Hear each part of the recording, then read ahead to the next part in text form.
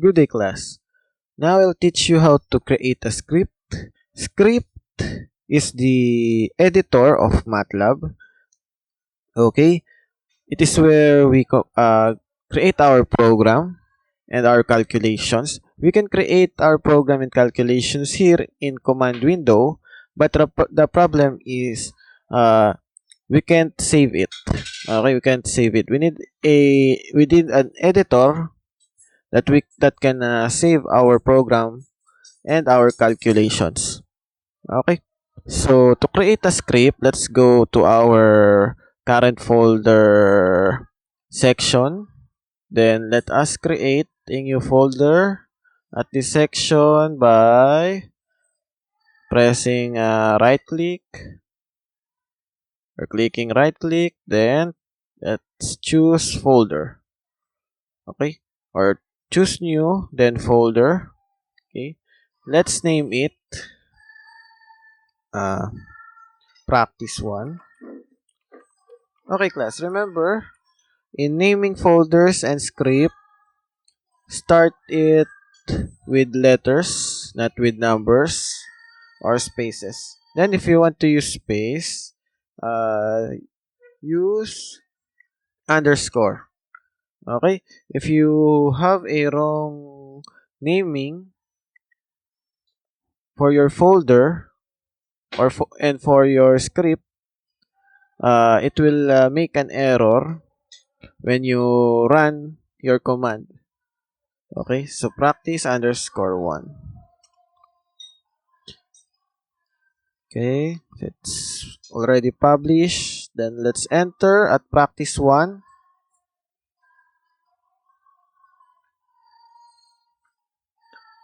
Then again, right click. Then select new. Then select script. Okay, only select script. Okay, will be our editor. This script. Then let's name it P1 underscore arithmetic. Okay, arithmetic. Let's start with arithmetic.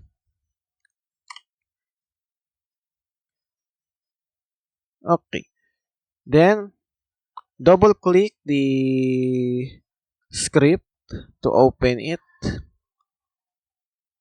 As you can see, the script opened and the command window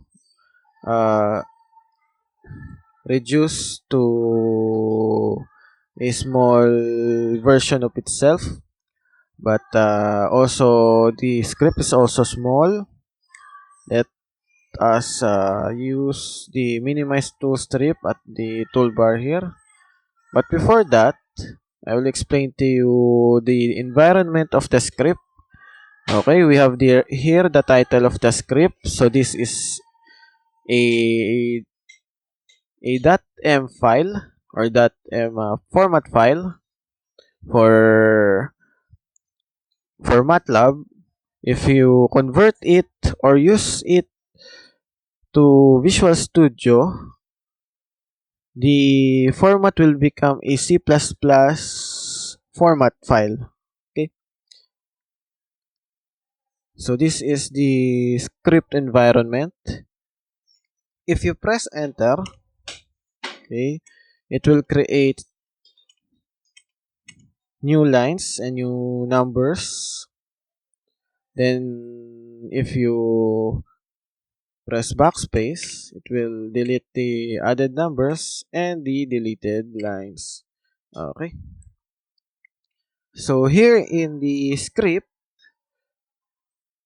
let us try to create a computation. So let's try 3 plus 3. Okay. So don't mind the space. Spaces are okay. Then press enter. Okay. So when I press enter, it just created a new line. It doesn't answer the 3 plus 3 problem. Okay, let's press again backspace. To solve the 3 plus 3 problem or to run the script, an editor appeared here at the tool strip or toolbar. Okay. Here at the editor, we can click the run key, this play button key. Okay. To run or to solve this problem. Okay, let's click run. Okay. When we run it, at the command window, the script title appeared and the answer to our uh, problem, which is 3 plus 3, and the variable answer, the default variable answer. Okay. At our command history, only appeared is the name of our script, not the variable answer. That is fine. Now we don't need the command history. So let us go back to home and click again layout. Then go to command history and click closed. Okay. Every time we need to run our script, just go to editor, then click run or press F5 for shortcut. Okay. Then let us clear the command window. So let's type the command CLC at the command window and enter. Now the command window is clean, but the workspace is not clean yet. So the variable answer is still at the workspace. Okay, but that's fine. Now you learned that we can choose F5 to run the script. Let us or I will minimize the toolbar or the tool strip. Okay, so that we have a bigger space for our programs. Okay. Okay, so let us make another space. Or before that, I will teach you the symbol semicolon and what its function. Okay, the function of the semicolon is to tell MATLAB that don't mirror the text from the script to the command window. So for example, I run this. Okay, the script is running or the program is running, but the only thing that appeared at the command window is the name of the script. Okay, next, let us try A is equals to 4. Then let's use semicolon. Then B is equals to 3. Let us not use the semicolon. Then let's make Y is equals to 4 plus 3. Okay. Let's use the CLC command. Then let's go back to the script and press F5. Okay. Let us observe the command window. So again, the name of the script is here. The B variable is printed and its value. Y variable is printed and its value is printed. Okay. So as you can see, A is not printed at the command window. It's because of the symbol semicolon. its function is to tell MATLAB that don't mirror what you have typed at the script to the command window. Okay.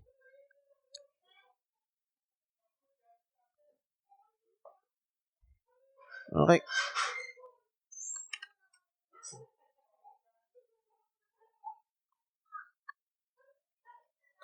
Okay. The semicolon does not prevent the program or the code to run. It's just telling the MATLAB that don't mirror. Okay, don't mirror the code here at the command window. So if I put semicolon at the line of B and press F5, Y will still produce an answer of 7. Okay? Because the 3 plus 3 is still running. A equals 4 is still running. B equals 3 is still running. Oh, sorry. 4 plus 3. A plus B. Okay, sorry. Again. F5. Okay. So, A and B is still running. That's why the value of Y is still 7. Okay? So that is the use of semicolon. Then if I put semicolon at Y equals to A plus B, then again CLC. Then F5 at the script. Okay? The only thing that will be printed at the command window is the title of the script. No answers for 3 plus 3 or for Y. Okay.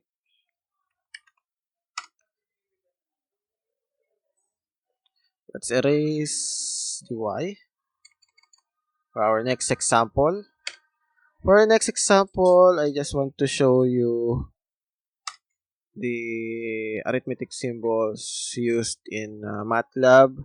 So it's like the normal calculator. So for subtraction, just use the minus symbol. For multiplication, just use the asterisk symbol. And for division, use the slash symbol. Okay, so let's press F5. Let's check. Okay. So the first answer is 4 plus 3 is equals to 7. The second answer is 4 minus 3, 1. The third answer is 4 times 3, 12. The fourth answer is 4 divided by 3, which is 1.33. Okay, class. So remember this. The default answer for decimal in MATLAB is... the default answer in MATLAB if you have a fraction of if you have fraction at the script is decimal. Okay? Decimal with four decimal places. Okay? So that's the examples. Now let's use semicolons again. Okay.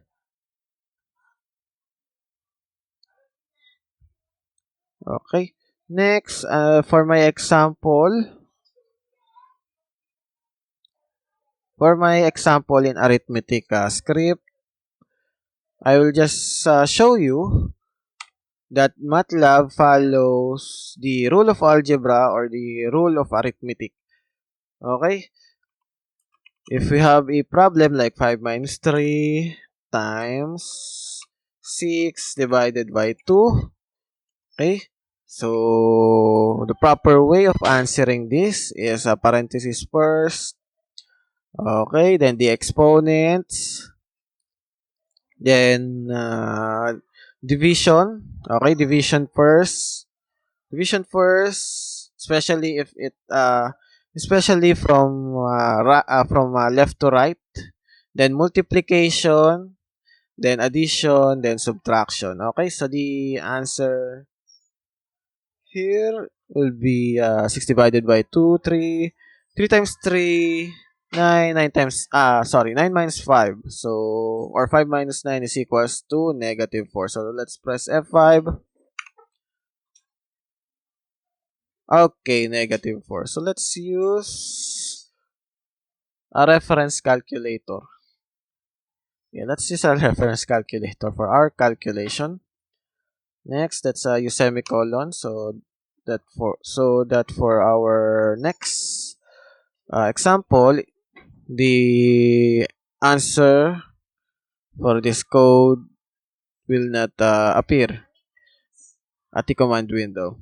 Okay, let's try to put some parentheses. So 5 minus 3. Okay, again class, don't mind the spaces. Okay, they are just spaces. Okay. Then semicolon again. 6 divided by 2. 6 divided by 2. So the answer here will be different.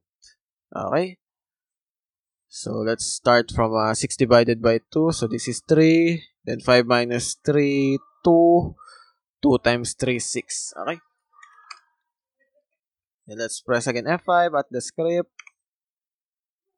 Okay, 6. So just like from the real algebra or the real arithmetic problems, MATLAB follows the rules of algebra and arithmetic. Okay.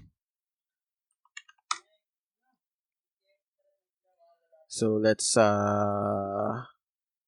use also clear all to clear all the workspace. Then CLC to clear the command window. Okay.